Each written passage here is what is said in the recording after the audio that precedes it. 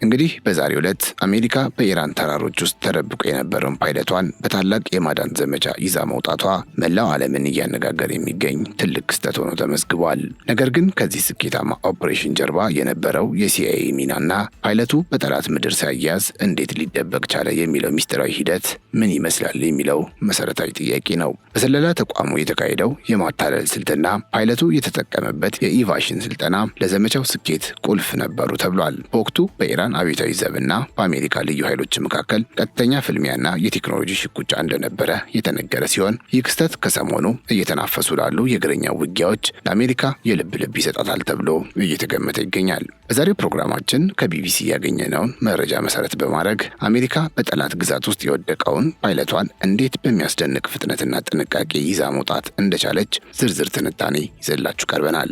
በዚህ ፕሮግራማችን ፓይለቱ በተራራማው የኢራን ምድር ለ24 ሰዓታት የቆየበትን ስልትና የአሜሪካ ልዩ ኃይሎች የፈጸሙትን አደገኛ ኦፕሬሽን በጥልቀት የምንመለከት ይሆናል። በተለይም በሁለቱ ሀገራት መካከል ያለውን ወታደራዊ ፍጥጫ ወደ አዲስ ምዕራፍ ያሸጋገረውን የዚህን ጥቃት ዝርዝር ሁኔታና አሜሪካ ለዜጎቿ ደህንነት ሰጠችው የተባለውን ዋጋ እናያለን። አየር ኃይሉ የራሱን አባል በማንኛውም አደገኛ ቀጠና ውስጥ ሆኖ የማውጣት አቅም አለው የተባለለትን ይህንን ታሪካዊ ክስተት የምትሰሙበት ልዩ ዝግጅት ነውና እስከ መጨረሻው አብራችሁን ቆዩ።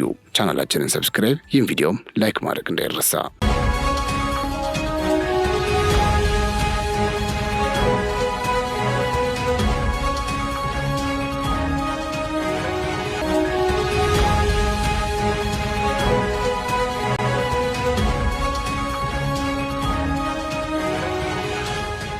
በደቡባዊ ኢራን የአየር ክልል ውስጥ የተከሰተው የኤፍ-15 ተዋጊ ጀት መመታትና ተከታዩ የማዳን ዘመቻ በዘመናዊ የውጊያ ታሪክ ውስጥ እጅግ ውስብስብ ከሚባሉ የኮምባት ሰርች ኤንድ ሪስኪው CSAR ክንውኖች መካከል አንዱ ሆኖ ተመድቧል። ክስተቱ የተጀመረው አርብ ዕለት ሲሆን የአሜሪካው ፕሬዝዳንት ዶናልድ ትራምፕ መኮንኑ በሰላም መውጣቱን እስከገለጹበት እስከ እሁድ ጠዋት ድረስ የቀጠለ ከፍተኛ የደህንነት ውጥረት ነበር። ይህ ኦፕሬሽን በአየር ኃይል ስልጠና፣ በስለላ መረጃ ቅንጅትና በልዩ ግዳጅ ፈጻሚዎች ብቃት ላይ የተመሰረተ ነበር ተብሏል። በሁለቱ ሀገራት መካከል ያለውን ወታደራዊ ፍጥጫ ወደ አዲስ ምዕራፍ ያሸጋገረው ይህ ክስተት የአሜሪካ ጦር የራሱን አባላት በማንኛውም አደገኛ ቀጠና ውስጥ ሆኖ የማውጣት አቅም እንዳለው በተግባር ያሳየበት አጋጣሚ ነበር።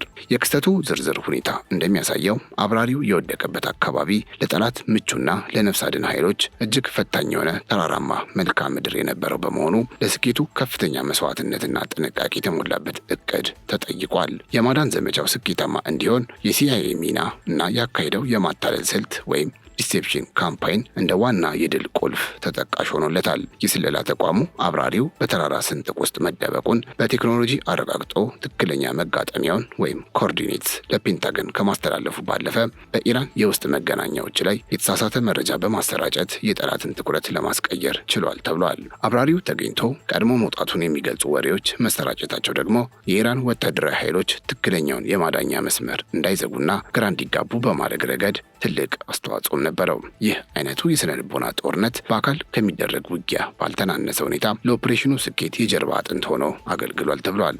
የሲአይኤ እና የልዩ ኮማንዶ ክፍሎች ቅንጅት አሜሪካ በጠላት ግዛት ውስጥ ያላትን የደህንነት መዋቅር ጥንካሬ የሚያሳይ እንደሆነም ተገልጿል። በዚህ ምክንያት የኢራን አብዮታዊ ዘብ IRGC አብራሪውን ለመያዝ የነበረውን እድል ሙሉ በሙሉ አክሽፎበታል። በወታደራዊ ባለሙያዎች እይታ አብራሪው ለ24 ሰዓት በጠላት ቀጠና ውስጥ የቆየበት ሁኔታ የአሜሪካ የአየር ኃይል የሚሰጠውን የሰርቫይቫል ስልጠና ጥራትን የሚያንጸባርቅ ነው ይላሉ።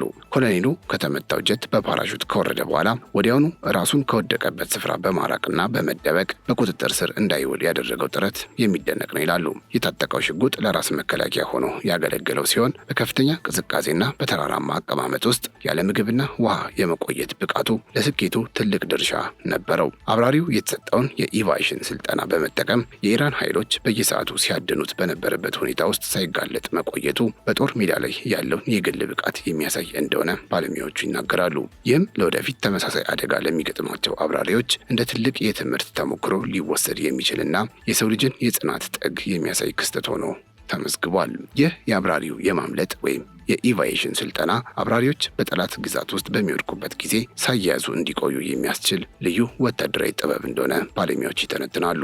ስልጠናው አብራሪው የራዳር እይታዎችን፣ የጠላት የፍለጋ መረቦችንና የአካባቢውን ነባራዊ ሁኔታዎች ተጠቅሞ እንዴት ራሱን መደበቅ እንዳለበት የሚያስተምር ሲሆን ይህም በኢራን ተራሮች ውስጥ በተግባር የታየ አጋጣሚ ሆኗል።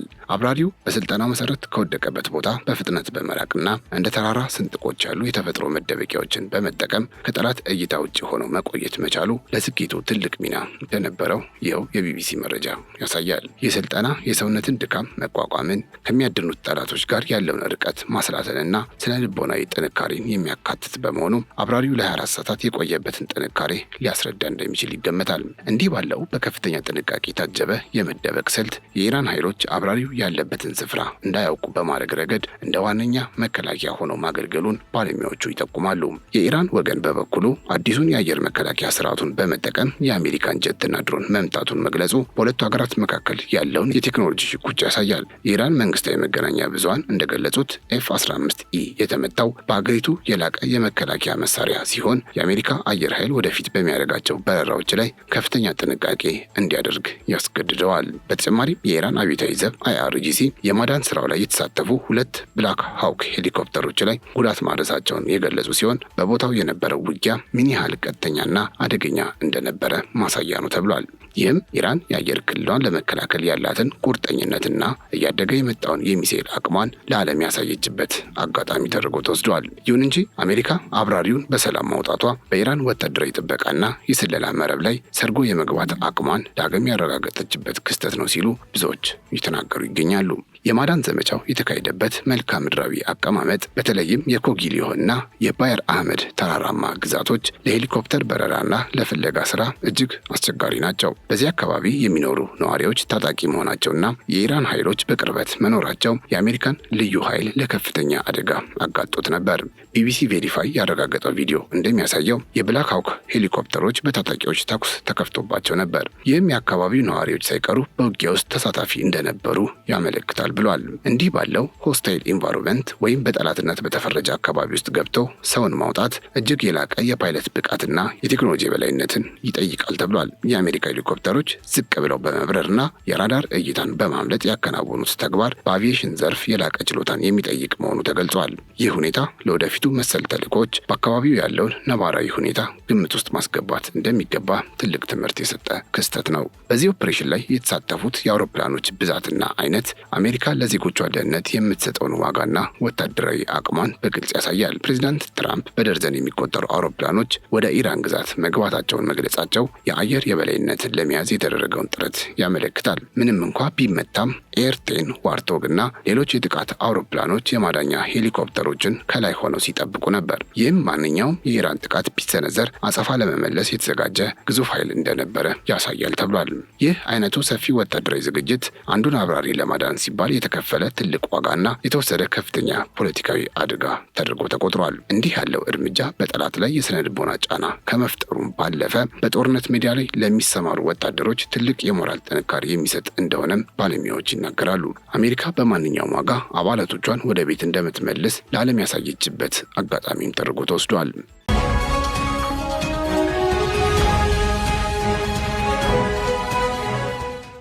ወደ ወታደራዊ ቴክኖሎጂ ስንመለስ የኤፍ-15E ስትራይክ ኢግል ጀት የ2 ሰራተኞች ስብጥር ለምን አስፈለገ የሚለው ነጥብ ትኩረት የሚስብ ነው። አብራሪው አውሮፕላኑን በማብረርና የጠላትን ጥቃት በመከላከል ላይ ሲያተኩር፣ የጦር መሳሪያ ስርዓት መኮንኑ ደግሞ የኢላማ ምርጫንና የቦምብ መተኮስ ተግባራትን ያከናውናል። ይህ የስራ ክፍፍል በአስቸጋሪ የውጊያ ቀጠና ውስጥ የጀቱ ውጤታማነት እንዲጨምር ቢያደርግም አውሮፕላኑ ሲመታ ግን የ2 ሰዎችን ሕይወት ለአደጋ ያጋልጣል። በዚህ ክስተት ሁለቱም አባላት በሰላም መውጣታቸውና በተለያዩ ኦፕሬሽኖች መዳናቸው የአደጋ ጊዜ መውጫው ስርዓቱ በትክክል መስራቱን እንደሚያረጋግጥ ተነግሯል። የጦር መሳሪያ መኮንኑ ሚና በዘመናዊው የአየር ውጊያ ውስጥ ምን ያህል ወሳኝ እንደሆነና አሜሪካ ለምን ይህን የ2 ስርዓት እንደምትመርጥ ክስተቱ በግልጽ ያሳያል። ይህም የሰው ኃይልና የቴክኖሎጂን አቀናጅቶ የመጠቀም ውጤታማነትን በተግባር ያሳየ ወታደራዊ ክንውን ተደርጎ ተወስዷል። በሌላ በኩል የኢራን እስላማዊ አብዮታዊ ዘብ IRGC የአሜሪካን ድሮን መምታቱን መግለጹ አሜሪካ በጠላት ቀጠና ውስጥ መረጃ ለመሰብሰብ ያላትን ጥገኝነት ያሳያል ተብሏል። ድሮኖች ያለ ሰው ንክኪ ረጅም ሰዓት በአየር ላይ በመቆየት አብራሪው ያለበትን ፍንጭ ለመፈለግ ወሳኝ ሚና ተጫውተዋል። ይሁን እንጂ በኢራን የመከላከያ ስርዓት በቀላሉ ሊመቱ እንደሚችሉም ታይቷል። ይህ የሚያሳየው የድሮን ቴክኖሎጂ ምንም እንኳ የሰው ሕይወትን ባያሳጣም ለጠላት ግን ትልቅ የፕሮፓጋንዳ ድል ሊሆን እንደሚችል ነው ተብሏል። ኢራን ድሮኑን መምታቷን በማወጅ የአሜሪካን ወታደራዊ የበላይነት ለመገዳደር መሞከሯን ያሳያል። በአንጻሩ አሜሪካ ድሮኑ ቢመታም ዋናውን ግብ ማለትም አብራሪውን የማዳን ስራ ማሳካቷ የቴክኖሎጂ ኪሳራውን ከሰው ሕይወት አንጻር አሳንሶታል። ይህ በድሮንና በአየር መከላከያ መካከል የሚደረግ ፍልሚያ ወደፊት በሚኖሩ የሁለቱ ሀገራት ግጭቶች ላይ ትልቅ ተጽዕኖ እንደሚኖረውም ተጠቁሟል። ቢቢሲ በዚህ ትንታኔ ውስጥ መዘንጋት የሌለበት ሌላው ነጥብ ብሎ ያነሳው ደግሞ የኢራንን የውስጥ ደህንነትና የጎሳዎችን ተሳትፎ ጉዳይ ነው። የኢራን መንግስት የአካባቢው ነዋሪዎች በሄሊኮፕተሮቹ ላይ ተኩሰዋል ማለቱ መንግስት ከህዝቡ ጋር ያለውን ወታደራዊ ትብብር ለማሳየት የፈለገበት መንገድ ሊሆን እንደሚችል ገልጿል። ይሁን እንጂ ይህ ሁኔታ ለአሜሪካ ልዩ ኃይሎች ተጨማሪ ስጋት የሚፈጠር ነው። ምክንያቱም ጠላት ወታደራዊ ኃይል ብቻ ሳይሆን የታጠቀ ሲቪል ማህበረሰብም ሊሆን እንደሚችል ስለሚያሳይ ኡዝቤኪስታንና መሰል ግዛቶች ባላቸው ስልታዊ ጠቀሜታ ምክንያት በእነዚህ አካባቢዎች የሚደረግ ማንኛውም ወታደራዊ እንቅስቃሴ ዓለም አቀፍ የነዳጅ ገበያንና ቀጠናዊ መረጋጋትን ሊያናጋም ይችላል። አሜሪካ በእንዲህ ያለ ስስ አካባቢ ውስጥ ገብታ ኦፕሬሽን ማድረጓ ያላትን ወታደራዊ ድፍረትና ዓለም አቀፍ ተጽዕኖ በግልጽ ያሳየ አጋጣሚ ነው ሲል ያው ቢቢሲ ዘግቦታል። ይህም ኢራን በራሷ ምድር ላይ ሙሉ ቁጥጥር እንዳይኖራት የማድረግ የአሜሪካን ስልታዊ የበላይነት የሚያንጸባርቅ ነው ተብሏል። ወደፊት በሚኖረው የሁለቱ ሀገራት ግንኙነት ላይ ይህ ክስተት ትልቅ ጠባሳ ጥሎ ያልፋል ተብሎ ይጠበቃል። የአየር ክልሏን ጥሳ የገባቸውን ጀት መምታቷን እንደ ብሔራዊ ሉዓላዊነት መከበር የምትቆጥረው ሲሆን አሜሪካ ደግሞ አብራሪዋን ማዳኗ እንደ ትልቅ ወታደራዊ ስኬት ትወስደዋለች። ፕሬዚዳንት ትራምፕ ወሰዱት በተባለው ፈጣን እርምጃና በሰጡት መግለጫ አሜሪካ ለጠባጫሪነት የምትሰጠው ምላሽ ጠንካራ መሆኑን ለማሳየት ሞክረዋል። የሁለቱ ሀገራት ወታደራዊ አቅም የተፈተነበት ይህ ክስተት በቀጠናው ላለው የኃይል ሚዛን አዲስ ትርጉም ሰጥቷል። የአየር ኃይል የበላይነትና የቴክኖሎጂ ጥራት በጦርነት ውስጥ ያላቸውን ወሳኝ ሚና ዳግም ያረጋገጠ ሲሆን የሰው ልጅ ጽናት ደግሞ ከሁሉም በላይ መሆኑን አሳይቷል ተብሏል። በአቪዬሽን ባለሙያዎች እይታ የኤፍ-15ኢ ጀት መውደቅ የኢራንን የአየር መከላከያ አቅም አዲስ ምዕራፍ ሊያሳይ እንደሚችል የሚገመት ጉዳይ ነው። ቀደም ሲል የነበሩ የኢራን መከላከያ ዘዴዎች እንዲህ ያሉ ዘመናዊ ጀቶችን የመምታት አቅማቸው አጠራጣሪ የነበረ ቢሆንም አሁን ግን ሁኔታው ተቀይሮ ሊሆን እንደሚችል ተተንትኗል። ይህ መሻሻል አሜሪካና አጋሮቿ በቀጣይ በክልሉ በሚያደርጉት ወታደራዊ እንቅስቃሴ ላይ ስልታቸውን እንዲቀይሩ አሊያም ስጋት እንዲፈጥርባቸው ሊያደርጋቸው እንደሚችል ተገምቷል። በሌላ በኩል አሜሪካ በጠላት የአየር መከላከያ ክልል ውስጥ ዘልቃ በመግባት ያከናወነችው የማዳን ስራ የኤሌክትሮኒክስ ጦርነት ወይም ኤሌክትሮኒክ ዋርፌር ብቃቷን ሊያሳይ ይችላል ተብሎ ይታሰባል። የራዳር እይታን በመጋረድ ወይም ግንኙነቶችን በማቋረጥ ረገድ የታዩ ስልቶች ለወደፊቱ የአየር ውጊያ ስልት አዲስ አቅጣጫ ሊጠቁሙ እንደሚችሉ ባለሙያዎች ይናገራሉ። ይህም በሁለቱ ሀገራት መካከል የሚደረገው ፍልሚያ ከሰው ኃይል ባለፈ በቴክኖሎጂ የበላይነት ላይ የተመሰረተ ሊሆን እንደሚችል የሚያሳይ ነው ተብሎ ይገመታል። በጥቅሉ ይህ የማዳን ዘመቻ በአጋጣሚ የተከሰተ ሳይሆን ለዓመታት የተካሄደ የልምምድና የዝግጅት ውጤት ተደርጎ ተወስዷል። አሜሪካ በኢራን ምድር ላይ ያከናወነችው ይህ ድርጊት ለሌሎች ሀገራትም ትልቅ ወታደራዊ መልእክት እንደሚያስተላልፍ ተገልጿል። የኤፍ-15ኢ መመታት ቴክኒካዊ ውድቀት ቢመስልም ተከታዩ የማዳን ስራ ግን ያንን ውድቀት ወደ ትልቅ የፖለቲካና የሞራል ድጋፍ ቀይሮታል ተብሏል። ኢራንን ብትሆን በአየር መከላከያ ረገድ ያላትን እድገት ብታሳይም የስለላና የደህንነት መዋቅሯ ግን በአሜሪካ በቀላሉ ሊሰበር እንደሚችል ተምራለች። ይህ ክስተት በታሪክ መዝገብ ላይ የሚሰፍረው በሁለቱ ሀገራት መካከል እንደነበረ የጥንካሬ መፈታተኛ አጋጣሚ ሆኖ ነው። ወደፊትም ቢሆን መሰል ግጭቶች ቢከሰቱ የዚህ ኦፕሬሽን ልምድ እንደ መመሪያ ሆኖ እንደሚያገለግል ጥርጥር የለውም። የሰው ሕይወት መትረፍ ሁልጊዜም የወታደራዊ ስኬት ዋነኛ መለኪያ መሆኑን ይህ ክስተት ለዓለም አሳይቷልም ተብሏል።